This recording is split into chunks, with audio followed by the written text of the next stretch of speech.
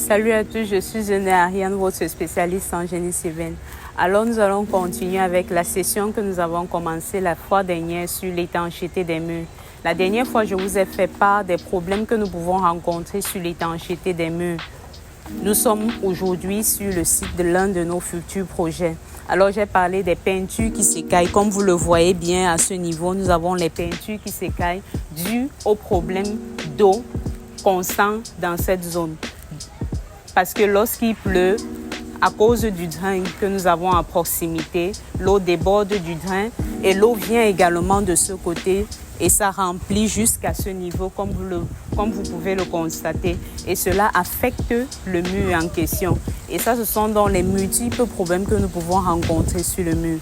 Alors, quelles solutions pouvons-nous adopter pour éviter ce problème d'humidité sur les murs?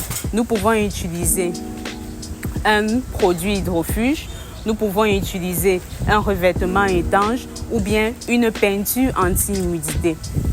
Le produit hydrofuge, c'est un produit généralement qui est liquide et qui se mélange à de l'eau et avant application. Lorsqu'on parle d'un revêtement étanche, nous avons les pierres de parillement par exemple qui sont des revêtements étanches que l'on applique généralement sur le mur.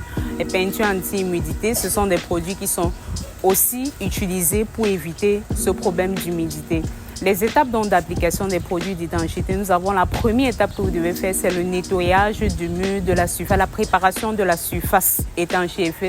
Nous avons, lorsqu'on parle de préparation de surface, nous pouvons avoir un mur qui avait déjà été fait auparavant, mais dont le problème d'humidité n'avait pas été pris en considération. Il faudra d'abord donc décaper la peinture, essayer de faire des raccords sur le mur si besoin avant d'appliquer le produit en question. La deuxième étape, c'est l'application du produit d'étanchéité en fonction des recommandations que l'expert vous a fait ou bien les recommandations du fabricant.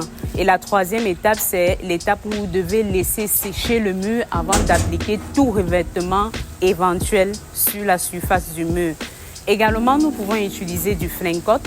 Si vous utilisez du Flincoat pour appliquer sur le mur, c'est un produit qui s'applique en 2 couches ou également du Sika Top 107 de Sika.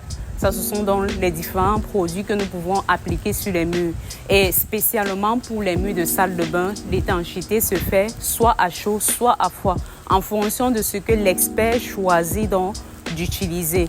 Donc, ça sont donc les étapes en général pour lutter contre le problème d'humidité sur les murs. Merci. N'hésitez pas à nous contacter en cas de besoin, de vous abonner et de liker notre page. Également, nous aimerions vous annoncer que le document, le livre sur l'étanchéité des bâtiments et des ouvrages d'art sera bientôt disponible. Merci.